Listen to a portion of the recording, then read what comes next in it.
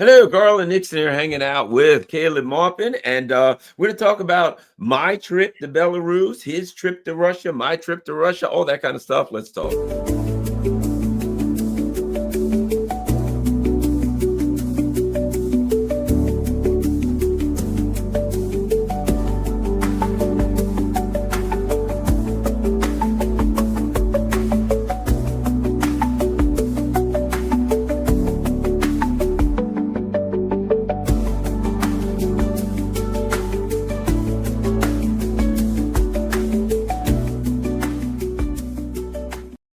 Hello, Garland Nixon here, and we're hanging out with my dear friend, Caleb Maupin. All right. So we're going to talk about lots of stuff. Caleb has a great organization, CPI USA, Center for Public Innovation? Political innovation. Political innovation. How can I look? I'm groggy here, man. I got a little jet lag. That's my excuse. I got an excuse, jet lag. But sort of at cpiusa.org. He does lots of good work, works on peace, man. He's working on peace, and he's working on creating a government of a government. How's it go? Government of action to fight for working families. No, I don't blame you for being a little jet lagged, because the sad thing is, back in the day when I first started at RT, the way I would go to Russia is I would get on the plane in New York. I would get on Aeroflot, the Russian state-run airline. Boom, 8 hours, you're there. Now you can't do it.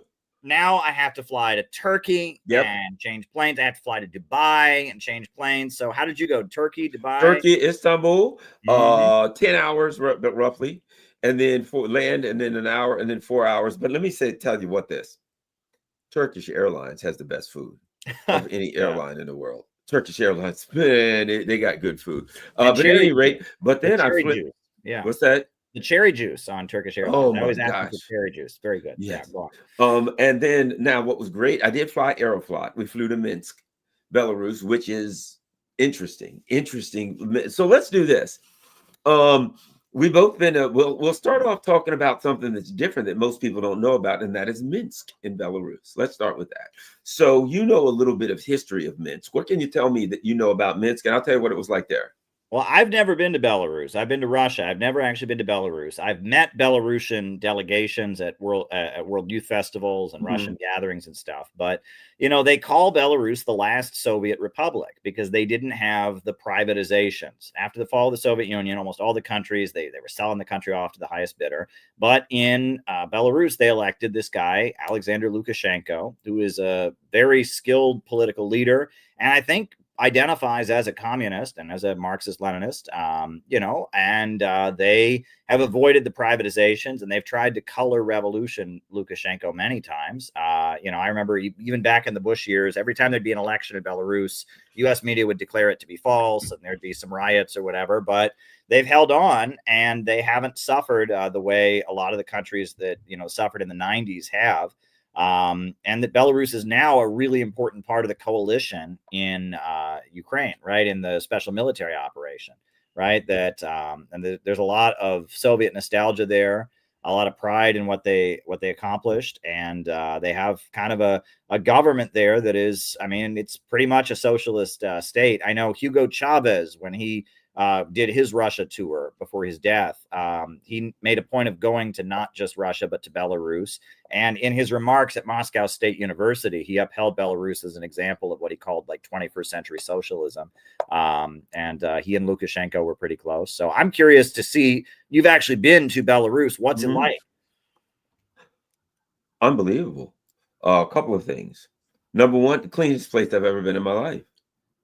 Clean. Some of the Europeans, and Moscow's clean. Moscow, like I walk in Moscow, I remember it's cold outside. I'm in the 30s, and I got out of a taxi. I'm walking into my hotel. It's like 12:30 at night. There's a guy outside sweeping. There's a guy outside, a city employee. His job is to sweep, put stuff up. There's no trash, so he's sweeping leaves.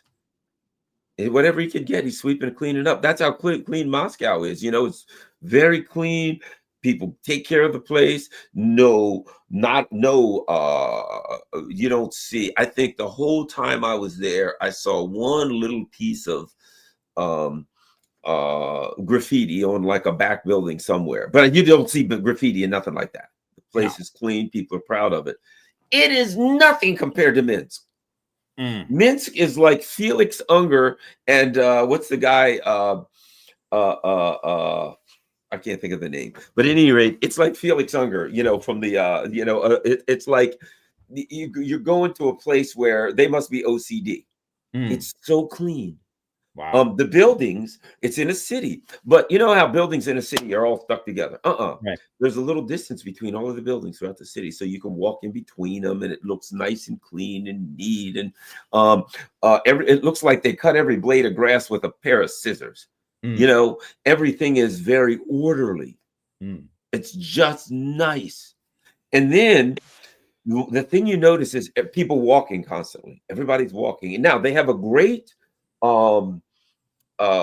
system for moving people around and all that kind of stuff, public transportation, but people walk. And we were at the studio, and the guy at the studio, Scott Ritter and I, and the guy was like, hey, we can go to this museum. And we're like, oh, that sounds great. Yeah, we'll go to the museum after the interview. And we said, that's great. And he says, well, would you like to walk or take a car? And we says, well, I don't know. What do you want to do? He says, well, we walk. It's only a 40-minute walk. We went, oh, we'll take a car.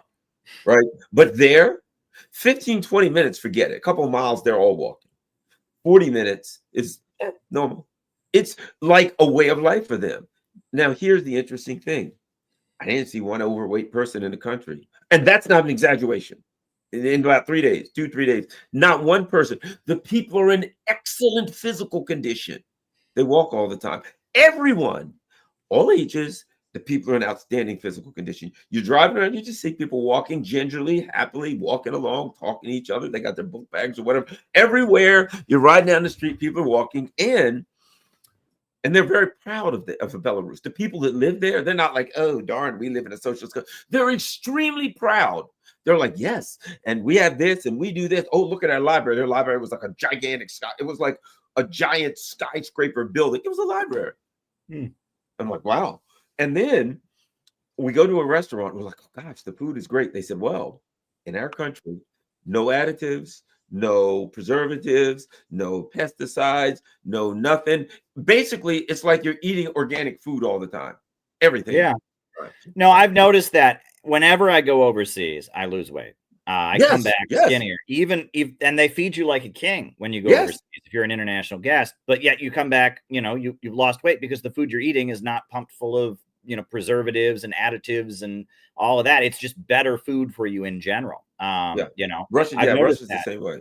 And the vegetables are better for you. They taste more authentic. They taste like, it's like, it's kind of amazing, right? It's like the vegetables have more of a taste to them. Like there's more flavor there because they're not pumped full of chemicals. I noticed that a lot. And what you said, I've never been to Belarus, but what you said about the subway system, the New York City subway system, it smells like urine. The trains are late and falling apart and, and all that. The Moscow subways, every time I get on them, it's like, this is paradise. First of all, they come every 5 minutes, no matter what. It's just, oh, here's the next train. Oh, here's the next train. There's never a big crowd of people waiting for the train. Here they are, right? It's clean. Like you wouldn't believe. It's like a palace. They have big statues and it's like, it's absolutely beautiful. And they have full Wi-Fi, on the New York City subways, you go underground, forget looking at anything on your phone. Yeah. No, they've got perfect Wi-Fi. It's like, how is this possible, right? Russia is supposed to be such a poor country in comparison to the United States, but like when they get on the subway, they're like, they're like in a palace compared to what we have and the New York City subway is like the best subway in America, right? I used to live in Cleveland, and the Cleveland subway was a joke. It stopped every hour. Every hour they would have a train, like once an hour, and then it stopped. The last one was at 9 p.m. and that was it. It's like, how that's not public transportation. That's a joke, right? What is it? The rapid transit or whatever. It was completely a joke. It was completely ridiculous. So yeah, when I look at the subway system, I mean, it's interesting because a couple of years ago, Russian President Putin, they made a big point of restoring it in kind of a nostalgic way to what it was like when Stalin first built it. And there's like statues of Stalin in the subways. There's like Soviet art, and they did that on purpose as kind of like, we're proud of what the Soviet Union accomplished. I thought that, I mean, the Moscow subways always impressed me. And I know Tucker Carlson went there. He was very impressed by them. But what struck me about them that I always tell people is one of the most beautiful things about them is, yeah, there's like one place where they got a statue of Stalin or whatever, but it's mainly statues of ordinary people. They've got a guy working at a machine. They've got a woman feeding the chickens, right? They've got a soldier with a dog, and the dog is like, that's like a really important dog. It's like good luck. People touch the dog for good luck. And it's like, it's that socialist realism art that emphasizes ordinary people as heroic. And that I just absolutely love it. We were told, they said, because this, what's interesting in Moscow too is ordinary people, regular everyday people know all the history. Everybody does. When you talk about, if you mention the Soviet Union, they say, oh, if you mention the Moscow subway, they say, oh yeah, when Stalin built it, he said these should be like palaces. People go to work every day, and it should be beautiful. It should be like palaces for them. You know, the czars and the rich people have had palaces, and the everyday working person should have palaces, and they should be able to enjoy this beauty. So it's built, you know, beautiful. I tell you something else I noticed in casual conversation. In America, they talk like Stalin was some evil, horrible dictator demon that the people hated. That ain't the case. When you go and you talk to the people in Russia, people of today, they may say, well, the Soviet Union wasn't perfect. They talk very kindly and very, you know, of the Soviet Union. They, you know, with warmth and nostalgia. And Stalin, it's not like, oh gosh, Stalin, yeah. No, like it is over here. You would think that based on what you see in America, they were like, oh gosh, that's when we were oppressed and life was horrible. That's what you would think from Maryland rhetoric. I mean, from American rhetoric. That ain't at all the case. They talk about Stalin with pride. They talk about the great things that he did. And so it's a total different projection of the Soviet Union there than there is of the people who are, I mean, here than the people there. Yeah, well, you know, one thing that I schooled my audience on when after I was first going to Russia is that, you know, in America, you'll get some people that'll be like, well, Lenin was good. Lenin was the revolutionary, but Stalin, he was the evil dictator. He was the awful one. And that's a common viewpoint. You get people say, well, Lenin had pure ideals or whatever, but Stalin. In Russia, it's the opposite. Lenin is not as popular. The communists like Lenin, and he's in the mausoleum, and they're leaving him there. They're never taking him out of there because tourism. I mean, Chinese, they call it red tourism. People from all over the world come to look at that mausoleum of Lenin. But communists like Lenin, but everybody likes Stalin, right? You know, Lenin isn't as popular because the treaty that they signed at the end of World War I, they lost a bunch of territory. And the years when Lenin was in power were not so good. They were invaded, the Civil War, and all this kind of stuff. But Stalin is associated with industrializing the country and making it a superpower, defeating the Nazis. And there are a lot of like Russian nationalists, Russian conservatives who like Stalin. And the thing that blows my mind, and if I had the time, I am fascinated by the legend of Christian Stalin. And I've talked about this with Scott Ritter and with other people. I mean, Stalin, according to the official record, according to everybody, he was an atheist. He was a Marxist-Leninist, you know, dialectical materialist atheist. However, there is a huge belief among the Russian people that he was a Christian. And it's a legend, and there's all kinds of stories about, like, you know, he did bring back the Russian Orthodox Church during the Second World War. And there's stories about like a little boy in Siberia was visited by an angel and visited Stalin and said, you got to bring back the church to defeat the Nazis. And he did build a bunch of churches. No leader in the history of Russia has built as many churches as Stalin did, because after World War II, he just went on a church building boom. After World War II, and he did go to seminary school. That's where he got his education, right? And so there's this whole legend of Christian Stalin. And in Georgia, which is, you know, U.S. aligned, it's where Stalin was from, in his hometown or whatever, Gori, they put like an icon of him and his mother, like commemorating his birth, in a church. And it made a lot of people very angry. Some of the local people who are anti-Russia, they like vandalized it or something. But a lot of people in Russia believe that Stalin was a Christian, which I find to be fascinating, right? And that's not the Russian Orthodox Church position. That's not the Russian government position, but it's just something that a lot of people believe. And it's because like the Russian Orthodox Church is part of the culture. And Stalin was a great leader of the nation who defeated the foreign invaders. So it just kind of fits. And I find that really interesting. Yeah, you get there. The other thing that was interesting was, the people don't have a fun. This whole perestroika stuff and all, and it's like perestroika. That's no. Yeah. When you talk to the Russians, they're basically like, life was pretty decent. It wasn't bad. We don't have any complaints. And then all of a sudden, these, Westerners came in, Atlanticists, and they convinced all of these people that life was going to be so great if we just converted and we became the capitalists like the West, and our life went to hell in the 1990s. And they are not happy about it. And now they like Putin because he brought him back. But I interviewed this guy, and he was a specialist in Russian movies and theater, that kind of stuff. And he talked about how when what's his name, the guy that did Perestroika, the guy that came in, Gorbachev came in, who they don't like. No, wildly unpopular. They hate him. And basically what happened was because in Russia, culture's big.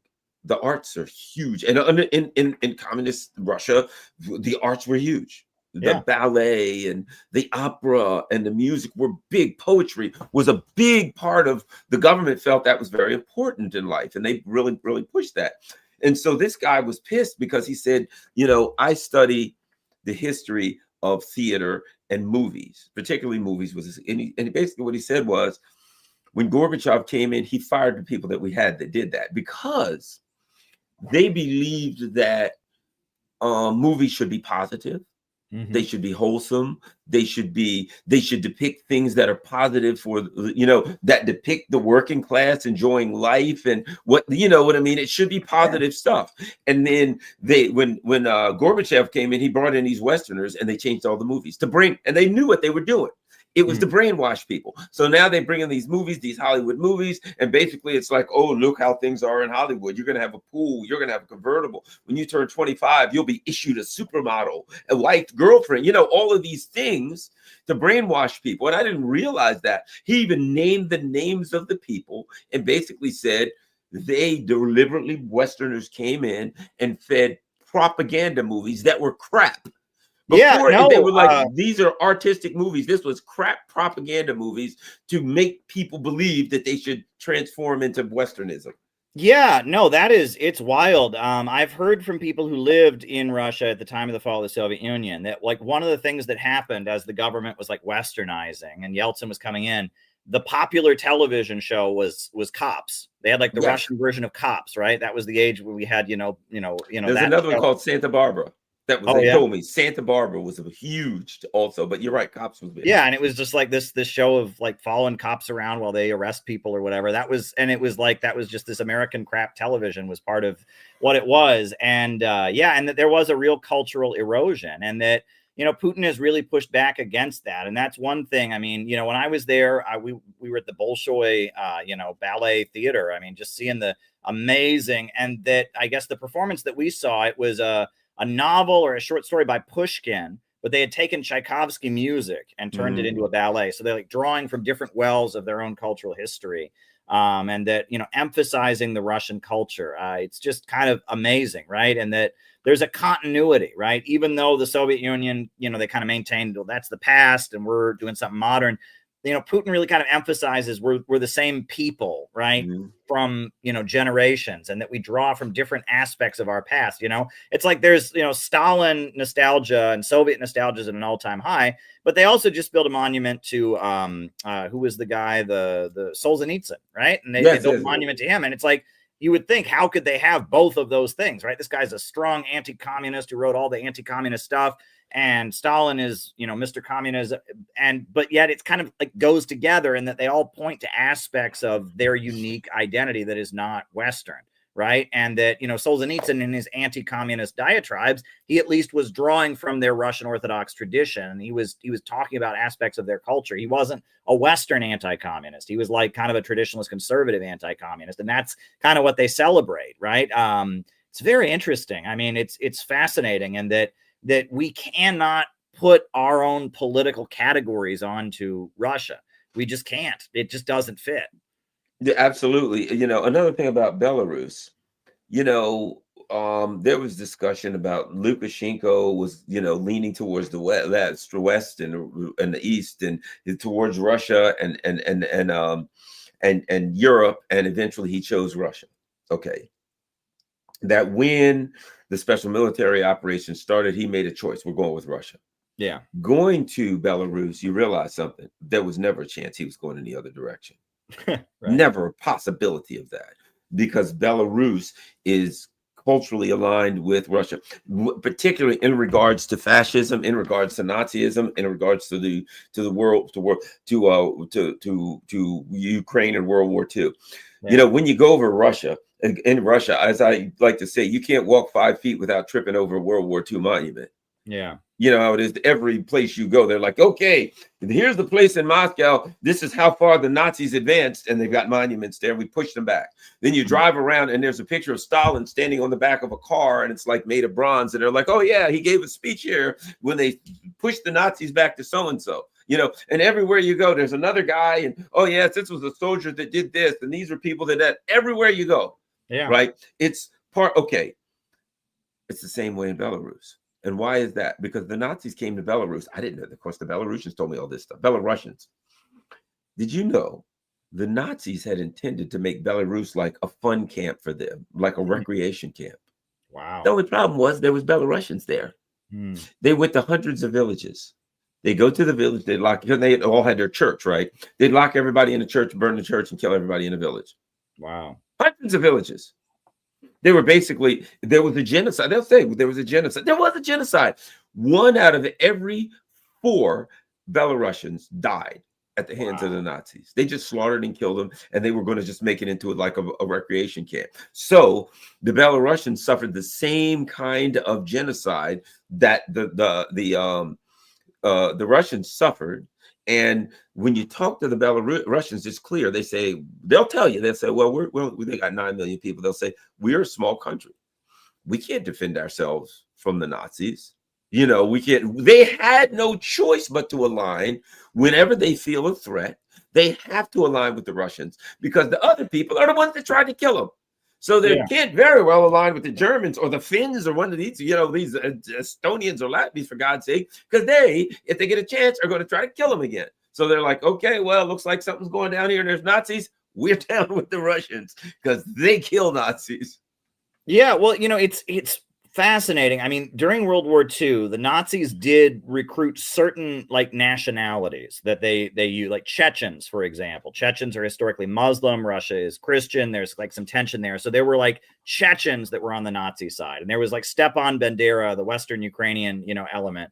But then there were other nationalities like Belarusians that were just pretty solidly, you know, on that side. The Nazis didn't recruit any. They didn't have an insurgency or an allied group there. And that's a whole thing. And that's also one of the things that, like, we can't even imagine. You talk about World War II. I mean, you know, the total Soviet death count is between 20 and 27 million, right? So, I mean, you think about that number of people, between 20 and 27 million. That's massive, right?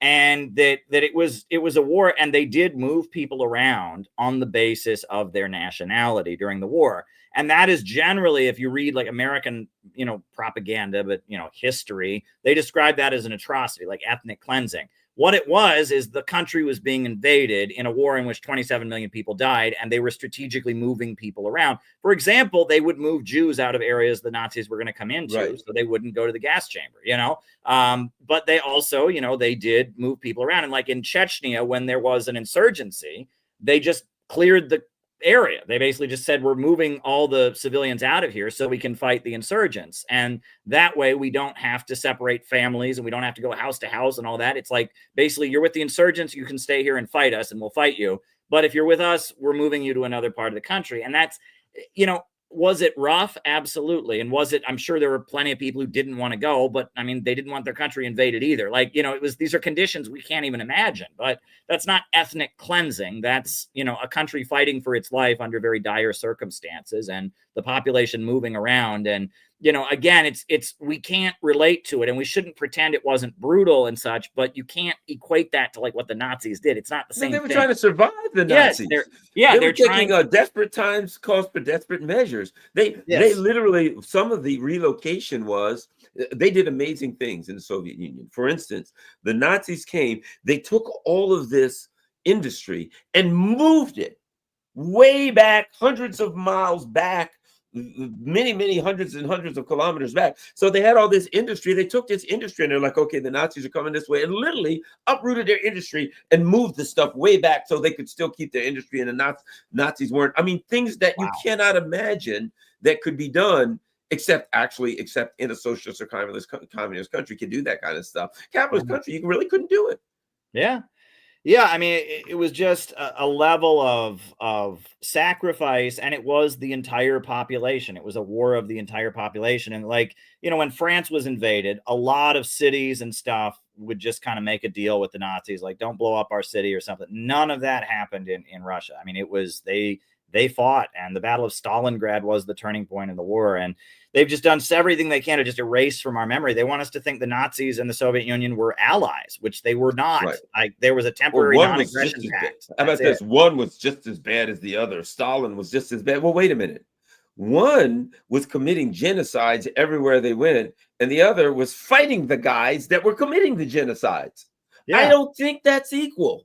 Right. And that, you know, I mean, that's like the guy who's the head of the Russian studies department at Yale has, like, he's dedicated his career to trying to say that the communists, the Soviet Union, were just as bad as the Nazis. And, like, his work has been just debunked largely. I mean, there's just, we know what the Nazis did. They rounded up people on the basis of their race or religion and killed them. Right. For no other reason than that. No one can look at anything in Soviet history and say that's what they did. Right. They were famines where they were building their agricultural system. They moved people around over the course of the war. There were purges internally where the party people were turning each other in and all that. But there was no, we're going to round up this ethnic group and just kill them. That just didn't happen. Like, that's just, you know, you can't make that equivocation. And that's what Timothy Snyder at Yale has dedicated himself to trying to prove. And it's just pretty absurd. And, you know, there's all kinds of things, like, for example, right, the panic, the great terror, the great fear of 1937, where people were turning in their neighbors. There was just an episode of hysteria in the country because they were afraid of Nazi spies. Well, it wasn't outrageous to think that there would be Nazi spies in the Soviet Union. There pretty clearly were. Yeah, exactly. You know, but on top of that, you know, it started with the assassination of Sergei Kirov, who was this low-level Soviet official who was assassinated.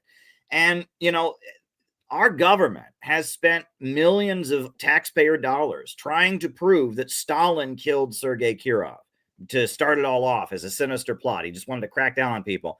They've never found a shred of evidence of that, but they've spent millions of dollars to try and do that because they want that to be true. And there's just no evidence that Stalin killed Sergei Kirov. And the idea that there would be Nazi spies in the Soviet Union, there clearly were wreckers and saboteurs in the country. And I mean, so, you know, the whole narrative around all of that is just crazy. And then the guy who was the head of the secret police, Yezhov, Stalin ended up giving him the death penalty for how out of control the purges got. Right. So, you know, it's not like they just let it happen and Stalin was just sitting there maniacally doing it. They ended up executing the guy who was leading the purges. So there's many levels that we just don't understand this. And it was the population. People were afraid. You know, they'd been through World War I. They'd been through the Russian Civil War. They had just gotten to conditions of having running water and electricity, but they were living in very close, these modern apartment buildings they were living in. You might have 4 families living on a floor, right? They had just modernized it. So people were living very close to each other and people are suspicious of each other and rivalries and all of that. But yeah, to portray it as some kind of genocide or something, that's just not an accurate reflection of how those things happened. Yeah, absolutely. So the thing about it is, when I went to here's what they told me in Belarus. They were very proud. They said, look, our economy, we have a lot of dairy products. That's big, right? But they also build tractors and farm equipment industry. They also build, you know, those big, gigantic pieces of equipment that they use for like mining and stuff like that. It's like a dump truck, but it's like the size of a freaking house. That, right. You know, those big giant mining that you look and they got to like climb up a big ladder to get into. Right, they build those. Wow. So they build those. They build equipment. They have a big tech industry. They build like the silicon or something, that the stuff that you make chips out of. But they have agriculture, and they go on, and they're saying what we have is our government has decided if we're a small country, if we only have one thing and that goes bad, that our economy will fall apart. So it's very, very diverse. So their economy is planned and extremely diversified, and dare I say, extremely strong, because they're living pretty damn good in Belarus. And let me say this: during COVID, I followed a lot of stuff. And one of the Yeah. things that I remember very, very clearly. So all the neoliberals said, Lukashenko's the madman. He's insane. He's going to kill everybody. The reason was when COVID started and Lukashenko says, I'm not doing anything. Nope, we're not doing lockdowns. We're not doing masks. Right. We're doing absolutely nothing. And then they said, oh, well, we're having our annual World War II. Every year they have this big parade where they commemorate World War II. They're like the Russians. They were genocided, so they commemorate World War II with all kinds of stuff. And this was a parade where millions of people come to the streets, right? And that's it. Of course, the liberals said, oh my God, they're all going to die. They're all going to the streets and they're all going to get COVID and die. And Belarus, look it up, had one of the lowest incidents of death in the world. Wow. Now, I can't, because I followed this the whole time. I followed them. I followed Sweden. I followed all the details. And what they said was they couldn't figure it out, but they think maybe it's because some injection they got during the Soviet Union when they were for getting their shots, and that there was something that but that was in the 1980s, so it doesn't make sense. All these people weren't born since the 80s. But here's the bottom line: I went to Belarus and I understand why now. The food is extremely healthy. Yeah. The people walk all the time. They're in excellent physical condition, right? So here's my point. You know why they did so well? Because the people, and they're outside getting vitamin D and all. The people in Belarus are eating the healthiest food they can eat, and they're getting exercise. So what you have is a country where the people's immune systems are exceptionally strong. It only stands to reason. I don't care what the illness is. There's a lot of this. Yeah. If you're extremely healthy, the probability of illness and death dramatically decreases because of the policies of the government regarding food and because of their culture regarding exercise. These people were in a physical circumstance where they had extremely strong immune systems. It only stands to reason. Yeah. No, I mean, when I was in Nicaragua, they bragged that they had done the same thing. They said no lockdowns. They did monitor people entering the country. They wanted you to have a COVID test to enter the country. They said, we can't have lockdowns. No, we just don't need that. And their COVID death numbers are not as huge or anything like that either. And it was just, they said, look, we're a socialist country. We need a strong economy. No lockdowns. We're not doing it. And it's a similar situation. And again, Nicaragua was also widely demonized. Nicaragua and Belarus, they both demonized them at the beginning of COVID. And look, there we are. Right? Venezuela, socialist country, very low death rates. Yeah. I'm starting to see a pattern here. Yeah. I mean, it was quite interesting. And I mean, I look at it, when I was in Crimea, in Yalta for the Yalta Economic Forum, I was blown away by how many industries. You talk about how they make those big, mining, pieces of equipment, right? So Russia has a titanium industry. Russia has, copper and it's like, that is one thing, is that those mountains are full of minerals, right? And that a lot of those industries are state run. If they're not, they may be private, in name, but they're subsidized by the government. It's like a corporation set up by the government. They call it a national champion, kind of like Gazprom and Rosneft. And that, that they have a lot of natural resources come out of Russia. Not just oil and gas. We think of it as a giant oil and gas thing. I think someone said, Russia's a giant gas station or whatever, but they've got a lot of mining, a lot of titanium, a lot of copper, food, a lot of food. Coal. Number one in the world in wheat. Yeah. Well, and they're having a farming boom now because of global warming, right? Because areas that used to not be arable, they have what they call virgin land. And they are enabling people to start their own farms. They're having the biggest harvests there they've ever had. And they're really pushing beef now in a way they hadn't. Yeah. A lot of beef now there. Yep. Yeah. So no, Russia it's fascinating. And they told us that, we're gonna, that was Biden, after the special military, we're gonna get them. We're just gonna wreck their economy. Oops. Look at this. That didn't happen. Here's an example. Now this is propaganda. How does Belarus have one of the lowest death rates in Europe? Look at this.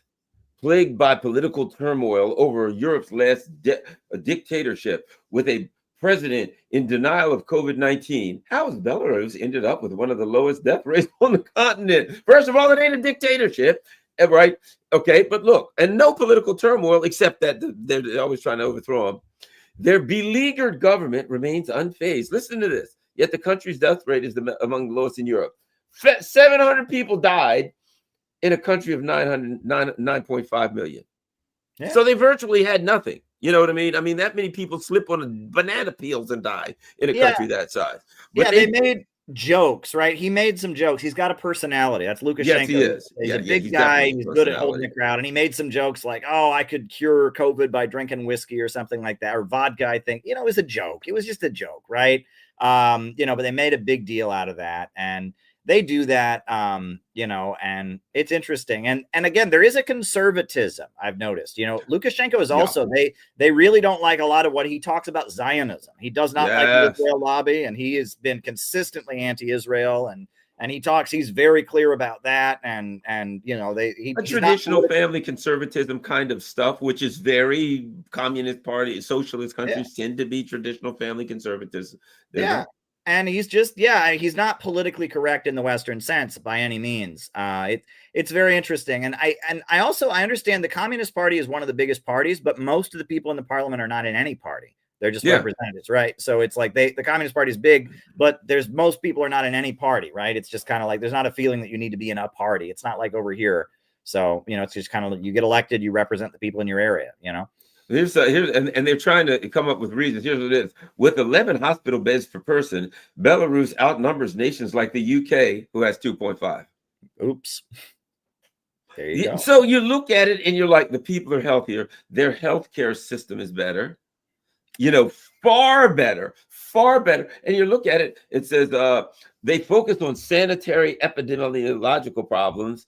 So all of these other countries, it says the country developed its own rapid test kits, switched to the use of domestically produced reagents for polymerase change reaction testing. They didn't use that thing that everybody else uses. I forgot what it's called. Right.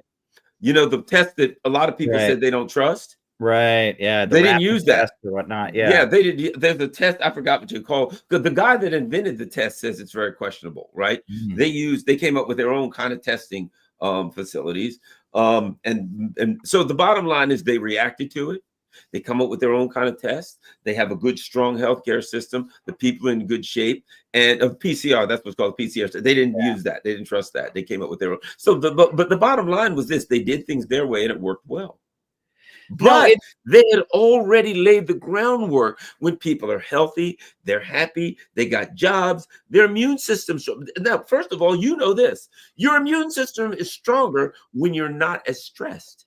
And you go there and they're just marching around and they're eating good food. They're happy. There ain't a high stress level. There is no, it seems like the least stress level that I've ever seen in my life in Belarus. Well, you know, it's really interesting. I am not a scientist, and so I stay away from scientific topics, but I don't want to talk about things I don't know, especially if I have a political agenda, because anyone in the sciences, if they think you have a political agenda, they just don't want to hear it. But when, what you told me there about the PCR, it's very interesting because, RFK, he wrote his book about Dr. Fauci, and he said, some stuff that I have heard when I've traveled. I've seen in Russian media and I've seen in Chinese media and stuff that when it comes to the AIDS crisis also, right? So the PCR test, if you actually read the fine print, it says we're not actually testing to see if you have COVID, right? And if you get an HIV test, if you actually read it, it also says the same thing. This isn't really a test to see if you have HIV. And that there is a number of people that have said that we don't have the whole story when it comes to HIV. We don't have the whole story because there is such a strong correlation. We heard about AIDS in Africa. If a country was in a state of underdevelopment and they did not have a strong sanitation system, if they did not have running water in big chunks of the country, they had a much bigger AIDS epidemic than if a country didn't. And that shouldn't make sense. The way we understand AIDS, it's a sexually transmitted disease, period. But that doesn't make sense. And that there was a huge correlation between AIDS epidemic and underdevelopment. Right. And that doesn't match. Right. And then, but there's this industry that's been built on, the AIDS industry, basically, and all of that. And that RFK in his book and in a lot of the anti-imperialist countries, they say the real story of AIDS is not what we think it is, basically. And that something else is out there. And I am not a scientist. I don't have any any grounds on which to argue with it. Another thing that is big outside of the West, and I don't even know where to begin with this, because I mean, physics is not my thing. There's an argument about, is what they call the new physics that started with Einstein, is that legitimate, right? There's this book called The Big Bang Never Happened that was written at Columbia University. And a lot of people maintain that this idea that, that there's an end to space and there's an end to time, and a lot of the stuff from Michio Kaku and a lot of the stuff from, that is not real physics. And a lot of people in the communist world and in China and in places where they have big communist parties and all that, they maintain that the new physics is actually just kind of some Western wizardry that is pushed by Western academia. I know nothing about that. There was a friend of mine years ago, a guy named Mike Gimbel, who was a sports statistician for the New York Knicks. He wrote a book about this, and he maintained that, the new physics was not legitimate and all of this. And when it comes to science, I stay out of it. But I wonder, when we get to a place where everything isn't tainted by, the West being the center of the world, by unipolarity, what we're going to know about AIDS, what we're going to know about the sciences, what we're going to know about COVID. We were told so many lies about COVID, so many things that you got your Facebook banned for saying turned out to be true. I'm not saying I don't believe in the scientific method. I believe in the scientific method, but I question the bias of our institutions, right? It's that whole thing that Upton Sinclair said about, if a man's salary depends on him believing something, it's very hard to convince him otherwise. And there's a lot of that we see nowadays, right? That there's a huge incentive for people to believe things. And, I don't know. I don't know what we're going to hear.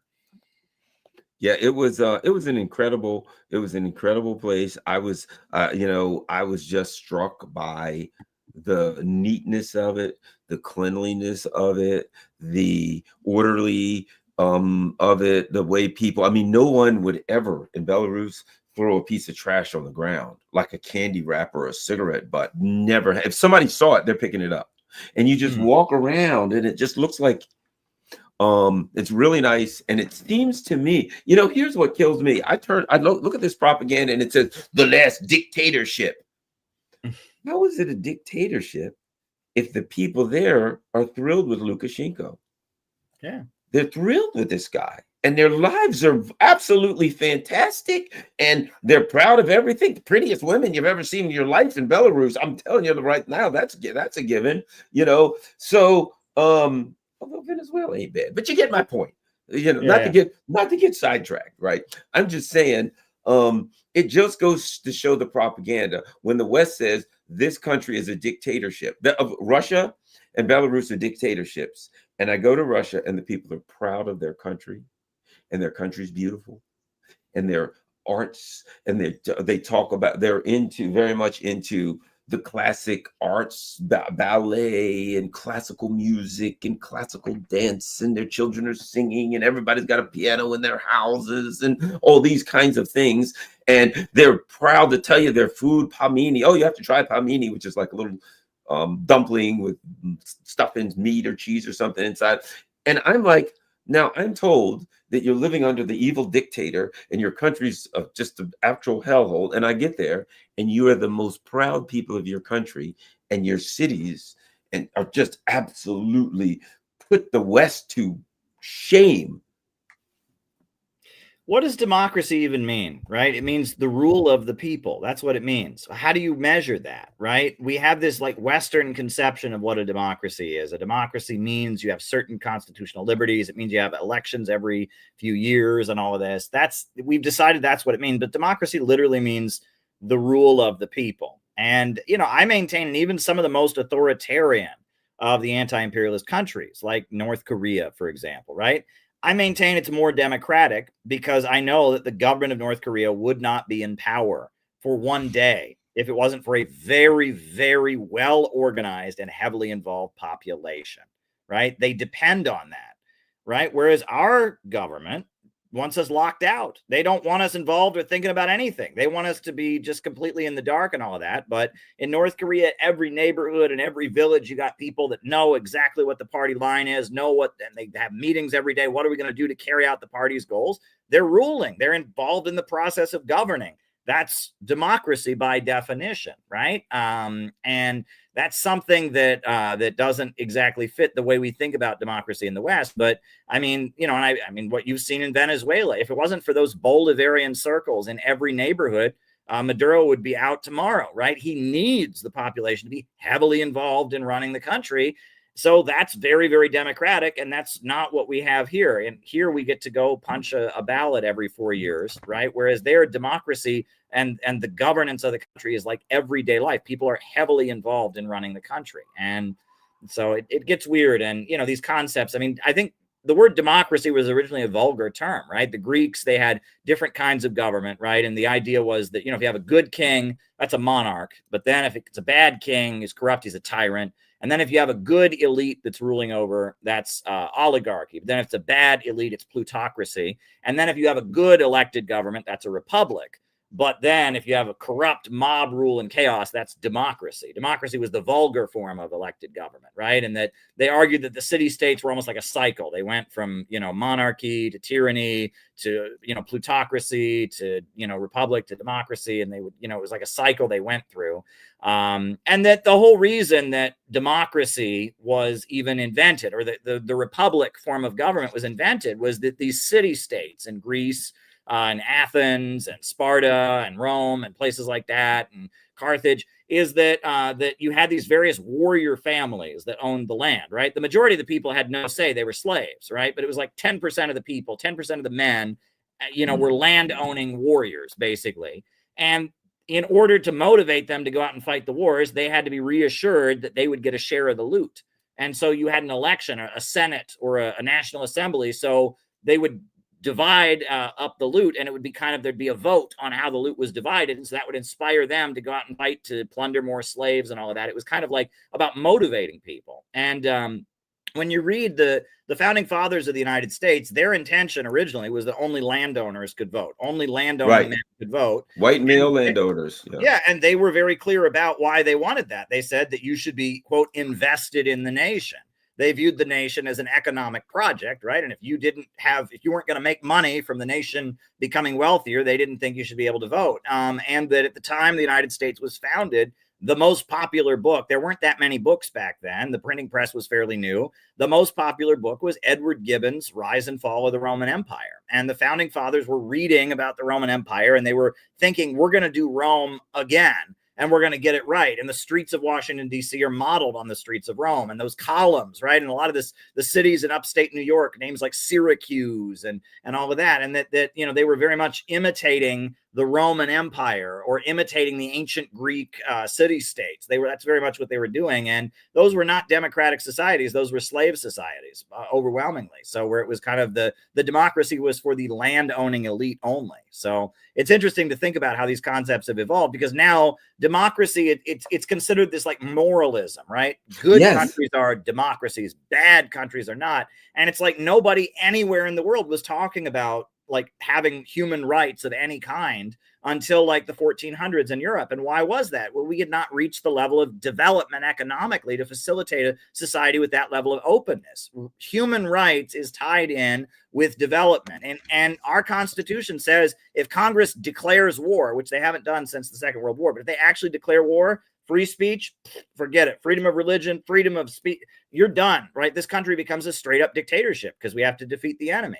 So what about these countries that are fighting for their lives from the moment they've been conceived? North Korea has never been at peace from the moment they came into existence. They've been, 4 million people killed and all of that. So if we can lock down in a state of declared war, why can't North Korea? In any society, if you have a low level of development, if the economy is very bad and people are struggling, or if you're in a state of war, your rights go away. That's just how it works, right? And if a society is very, very stable, right, and prosperous, and they're not, in a state of instability, insurrection, or war, people tend to have more freedom. And that tends to be how it is, right, in any society. And it's not a question of which society is good and which society is bad. It's a question of what conditions that society is in and how open it's able to be. And that's something that we kind of lose in our Western analysis. Well, what was interesting is talking to expats, but a lot of people don't know that there's a lot of Americans living in A lot. a I was lot blown of away. Americans. There's like Yeah. colonies, like whole Yeah, towns and yeah, stuff. you run into them constantly. Everywhere you go, there's Americans. Yeah, And yeah. when I talked to them and I was like, oh, what do you think of? And they were saying,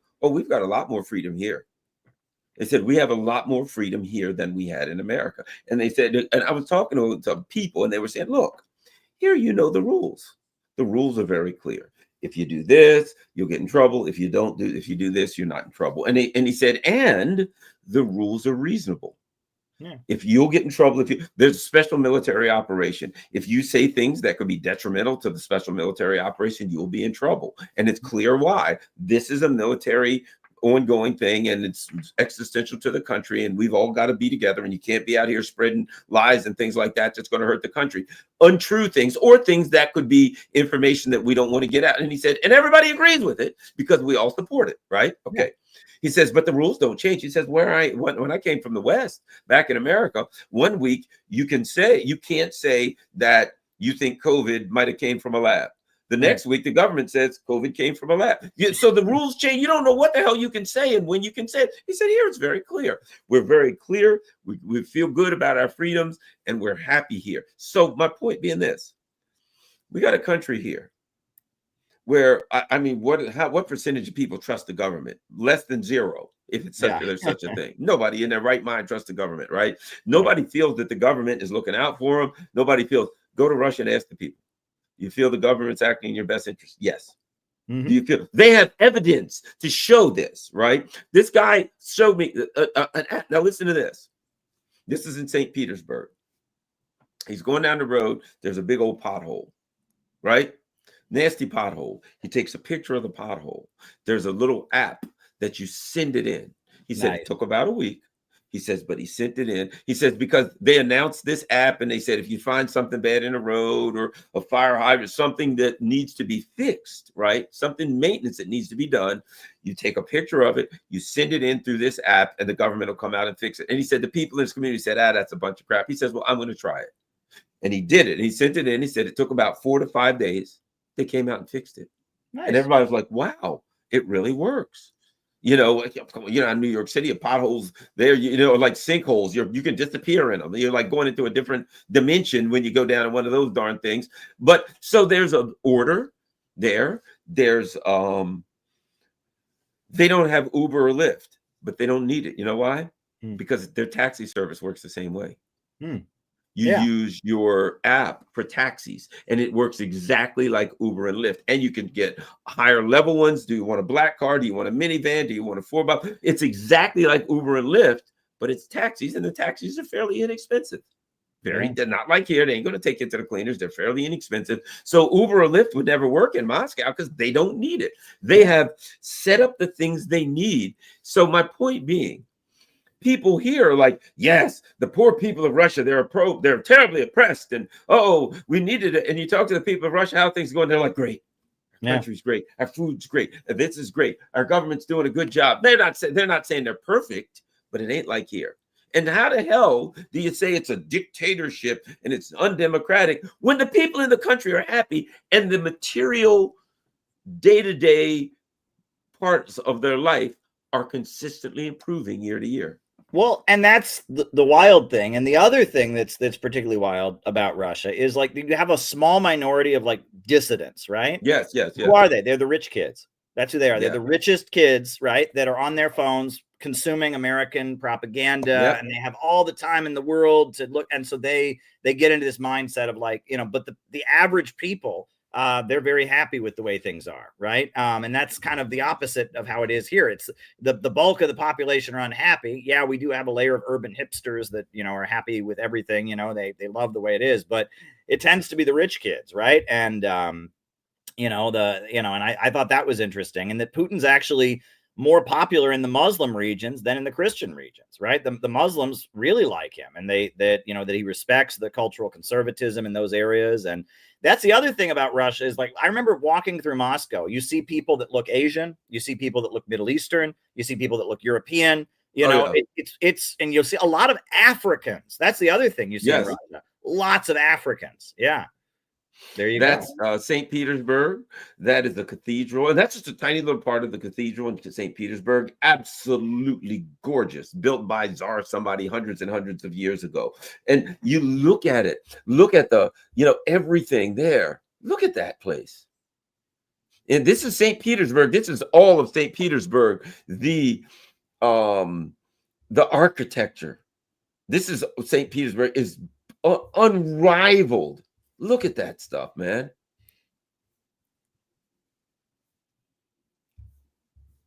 Yeah. It's Russia, just absolutely beautiful. yeah, Russia and China modernized and became modern countries without colonialism. And that's a really important thing. You know, the fact that they built themselves up, but they didn't go to other countries and plunder them and impoverish the people there and enslave them all to build themselves up to that level. And that is a point that we just can't, forget. And that people who say the Soviet Union was an empire, no, the Soviet Union practically bankrupted itself, industrializing its neighbors. Like, they were not plundering other countries to get what they have. The wealth, the good old days in the United States in the 1950s, that was based on killing millions of people in Latin America, killing millions of people in Asia. It was based on centuries of plundering the colonized countries of the world to build up, the so-called West to where it was at. Russia and China have built themselves up without colonial plunder. They have built themselves up on their own steam and by helping other people come up in the same way. Right. I mean, Russia built the world's the largest hydroelectrical power plant in the Middle East is the Aswan Dam in Egypt. It was built in a coordination between Russia and the Egyptian government of Abdel Nasser. Right. Russia, brought electrification to Syria and built the huge hydroelectric power plants in Syria. And that, the Soviet Union was constantly helping other countries industrialize. And, China got its course. They were aligned with Russia. Then they had their separation. And Russia and China have built themselves they built themselves up not at anyone else's expense. And that is a really, really important point. That's what Chairman O'Malley of the Uhuru movement always points out, right? You can't just see them as just another first world country or just another modern country. They're a country that became a modern country without colonialism. Yeah, it's absolutely incredible. And I tell you another thing about Russia. The people, you go, how it is. You go to New York. Yeah. And I get off the train at Moynihan or whatever it's called and walk outside. The horns are honking. Man. There are people, get out of the way, asshole. You know what I mean? You know how it is. That's every day in New York. That's people screaming and yelling. They're elbowing. They're trying to get to the front of the line. They're pushing somebody else back. There's somebody begging, trying to pick your pocket, whatever the heck's going on. You're holding your stuff tight because somebody could grab it and run. Walk down the street in Moscow. It's mellow. People are fairly quiet. They're it's true. It's around. Pretty chill. They're not anxious. I'm walking up there, and some woman is walking up to the door, and men who never even knew her, they're almost fighting over each other to go open the door for this woman. Some senior citizens coming along, and they're like, two people are grabbing her by the arm and helping her across the street. They're very, very old-fashioned in those kind of values. Oh, I've got to help this lady here. Oh, there's a senior citizen. I don't hear any yelling, no horns honking. You rarely hear a horn. There's no screaming and yelling. There's no pushing. People are it's very chilled out in Moscow. You've got this huge, I think it's like 1,000 square miles. It's insane the size of Moscow. There's streets going through Moscow, through the city, 7 lanes in each direction, right? Mm-hmm. Gigantic city beyond belief. And the people are wandering around, children playing. And I'm like, wow, this is so chilled out. Yeah. Yeah. It's something else. We don't get an accurate picture from mainstream Western media. They really don't want us to see how the world really is. That's why it's really great to have the opportunity to travel like you just did. We can see it for ourselves, right? And there's a reason that they've really gone out of their way to suppress Russian media. They don't want the other side of the story out there. Another thing too, and that is I got on the train to go from Moscow to St. Petersburg. A beautiful new train, fast. And guess what? When you're inside that train, there's no way to tell that you're not in a brand new Airbus A320. It would look exactly like the inside of a modern plane. And the people in there were dressed like stewardesses and stewardesses. And they were pushing the carts with food. So I'm sitting there. I'm telling you, they come back. I see somebody come walking by with this big tray with hot towels, handing them to each person. And I see the person take them and they're wiping their hands. So I did it too. They come by next and they hand everybody, this is a 4-hour trip, a menu. And I select one of 3 things. And it's like, well, I guess I'll have the omelet. And it's got 3 things. I guess I'll have the omelet with the rice pudding and the whatever, and then 3 meals. I mean, 3 things, 3 courses there. And they come by just no difference than you're on Turkish Airlines, pushing the same exact carts. Would you like water? Would you like tea? Would you like coffee? Oh, they bring you your food. They serve you your food. It's hot. Then they grab a thing with a hot bread and they hand you their hot bread with the little I'm like, what the heck? I'm on a train.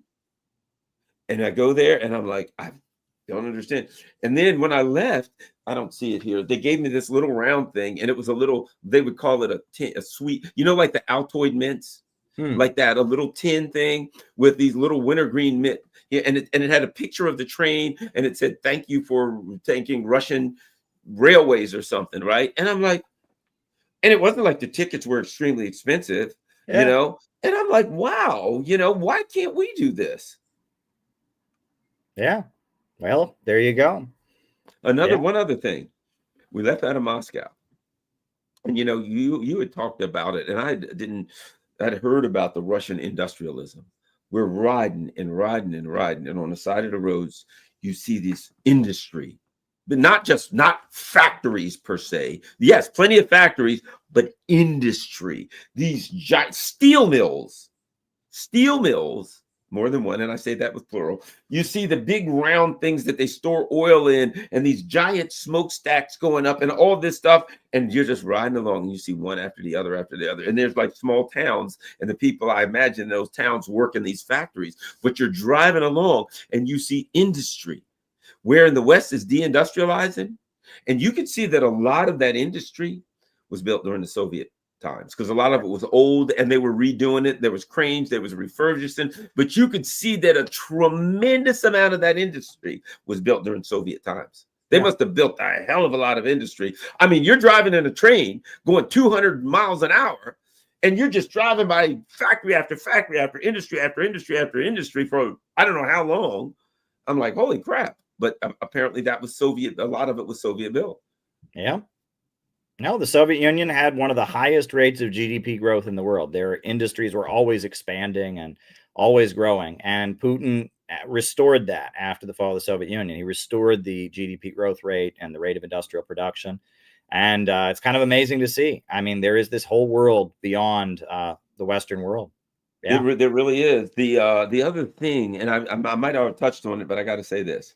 I didn't know about the Soviet Union.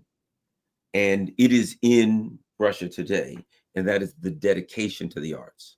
That the leadership of the Soviet Union felt it was very, very important for people to be involved in poetry, in traditional art. You know what I mean? In like all of the kids, the children, got the opportunity to take in, learn a musical instrument or learn singing or learn dancing or opera or things. So it was like the leadership in the Soviet Union felt that these cultural things were a critical part, that culture was a critical part of a society. And they spent a lot of money and time, gyms for people to work out. They were free. Yes. They were all over the place. Sports. That's why they were won so many Olympic gold medals and all, because all through these societies, same in Belarus, but all through these countries, there was gyms in every community, instructors, places to weight lift. So they developed great athletes. Yes. And gave the opportunity for working out. It was culture, exercise.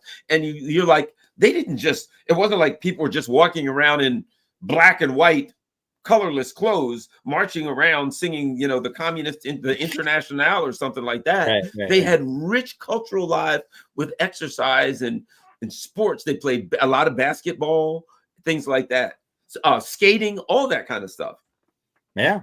Yeah, it's certainly amazing. It's nothing like what they tell us. Absolutely.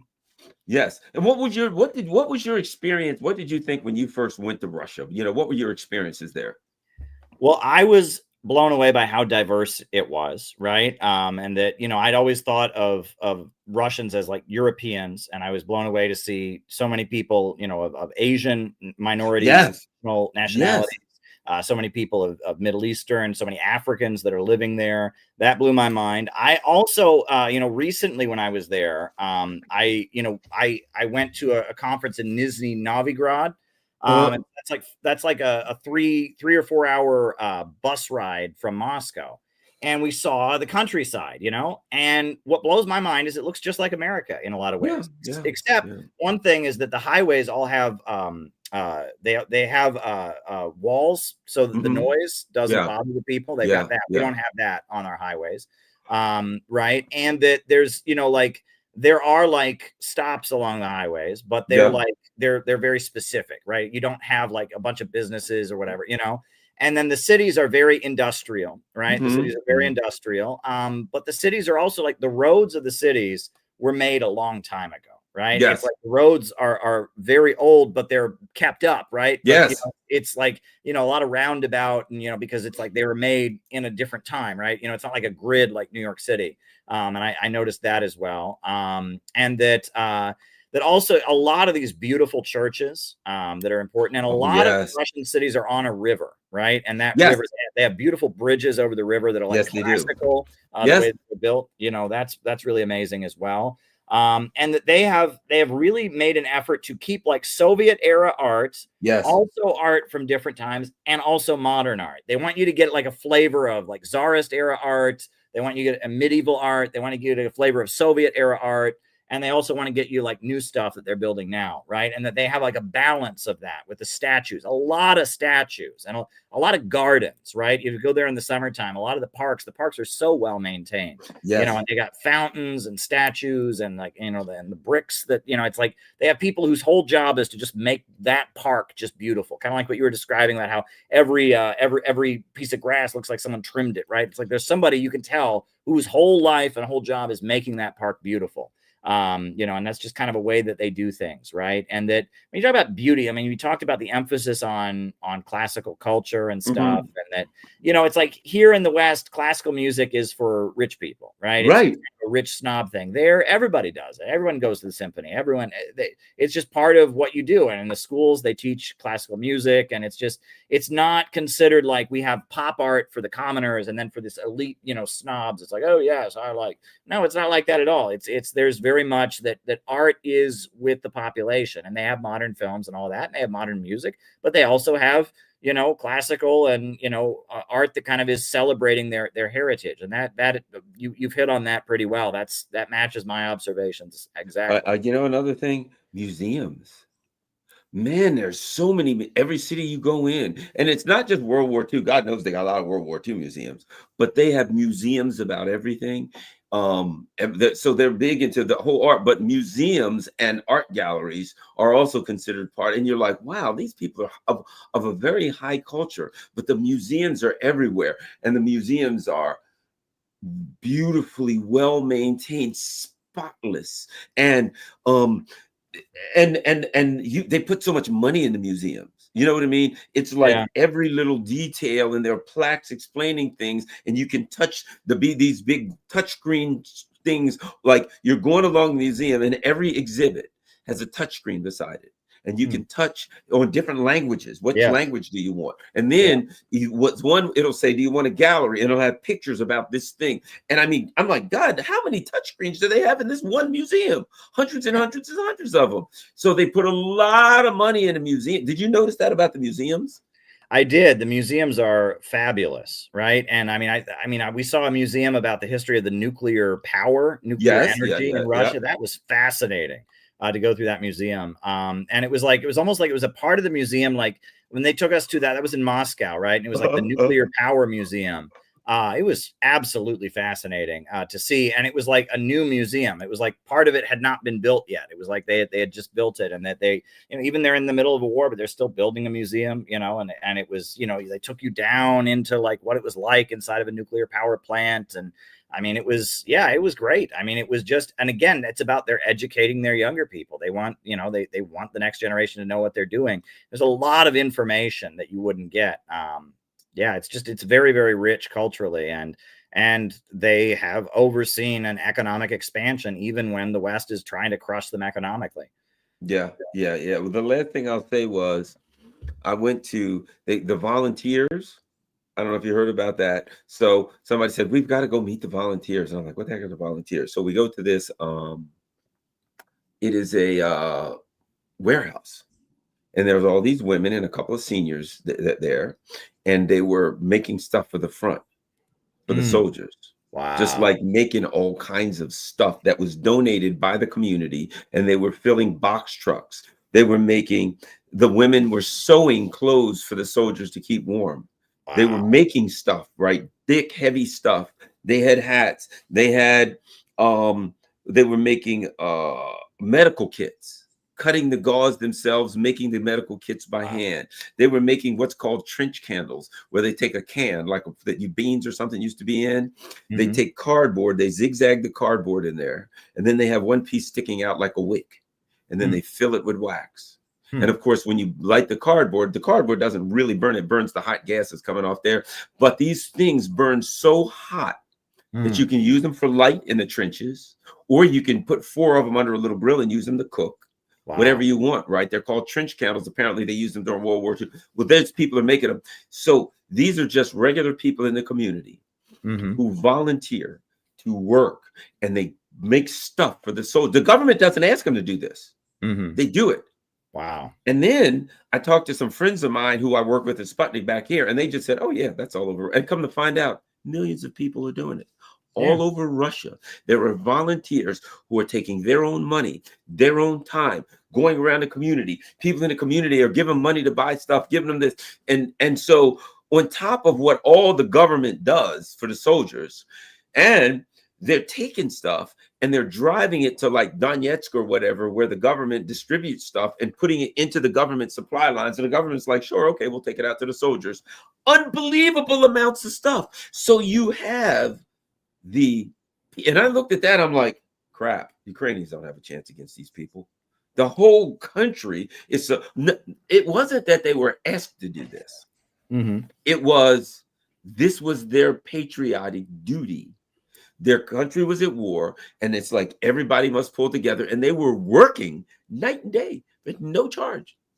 No, at the World Youth Festival, I saw like an army of like thousands and thousands of these teenagers, college-aged or high school-aged young people not getting paid a cent, who came over to Sochi to be there to greet everybody, to tell everybody where to stand, to be there and, give us high fives in the morning with these, like, they had these phone things. Oh, good to see you, and I'm just like, these young people, they were up, they went to bed after we did. They got up before we did. They were working really hard. And I never saw an argument between any of the younger people. I never saw a fight. I never saw somebody in a corner crying or yelling. I never saw any. They were just like, go, go, go. This is our duty. Russia, they're trying to isolate us. So we're having this festival for people from all over the world, and we're going to make friends with them, and, we're going to greet them. And we know we speak the different languages. That's another thing, is they push languages in their schools, right? Yes. All the Russians can speak more than one language, at least. I mean, and that's what I told when I spoke with the Russian president at the World Youth Festival. I said, you have a layer of people here, of young people that are just so dedicated to what you're doing. I mean, it's amazing. And I thanked Russian President Putin for his interview with Tucker Carlson, where I said, you really exposed a Western audience to statecraft, right? The idea that government is an art, right? Politics isn't just whiz bang and, rivalries. It's an art. Like, how can you govern a country in the way to like really unleash and find people's skills and really just get the best thing going in the country? That's what Putin does. It's statecraft. It's like this concept that we've kind of gotten away from. I think about, even years ago, they talk about, like the president was the ideal, for every kid, every parent wanted their kid to grow up to be the president. Well, even if you really like Trump, no one's telling their kid, I want you to grow up to be Trump. And no one's telling their kid, I want you to grow up to be Joe Biden. You know what I mean? Like, it's not like that anymore. We just don't have the same conception of of leadership and government. And it's just a completely different way of viewing things. And you see that. And they are growing, and our system here, they're trying to stop growth, right? They think growth has gone too far. They're pushing this idea that, the overpopulation and all of that limits to growth. And over there, they're just saying, we've got to keep growing, and we're motivating. And, one thing is that they have an issue with brain drain. The Western countries very much try to, pull away. They educate their people. They train them to be doctors and scientists. And then the American government, it's like, well, come over here. And, they really have a lot of programs for young people to emphasize, like, stay here and use your talent here for the country. And they also are emphasizing, and they do this in Nicaragua, and they're doing it in Russia too, is don't move to a big, if you grow up in a smaller region, stay there and use your energy to make that. Don't just come to Moscow. Don't concentrate in a major city. I think that's very interesting as well, right? We want the country to grow throughout. We want to cultivate and build up industry throughout. In Nicaragua, they say grow where you are planted. And they have a similar policy in Russia. They want skilled people to stay in their region and use their skill in that region. People told me that during the Soviet Union, let's say you go to college and you come out as a doctor, right? If you would be willing to go to like some small town in Siberia or whatever for like 4 or 5 years and work, right? When you came back, you got all kind of special privileges. Like you got a top, really nice house and a really good job. So basically, when you weren't forced to do anything, but if you had some kind of a really valuable skill, they need doctors in the rural areas and things like that. And if you had one of those kind of skills, if you were willing to go to a small town, small area, remote area, and work there for 5 years, that you got tremendous benefits from that when you returned.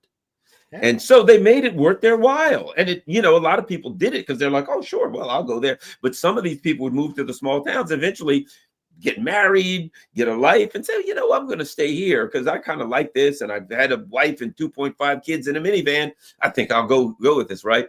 And that helped to build some of the small towns and to build them with people who were very, very, highly educated and who brought skills like doctors and things like that were needed there. So it's very, very interesting, what you learn there, and you realize you're lied to here.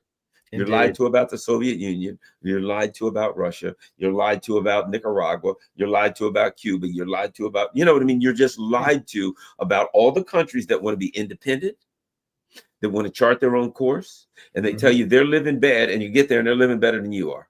Yeah.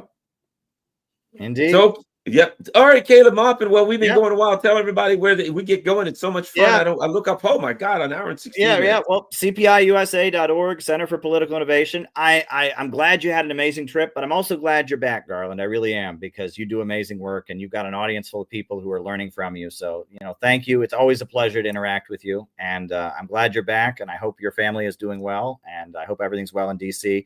It's not as cold in DC as it is here in New York, so it's some of a plus. So, thank you. Thank you. It's a little bit colder in Moscow. It was in the 30s, around 32 to 35. And when I got there, it was in 40 to 50. And they were like, oh my God, it's an unbelievable heat wave. And then it was in the mid 30s. But it doesn't seem to bother them very much.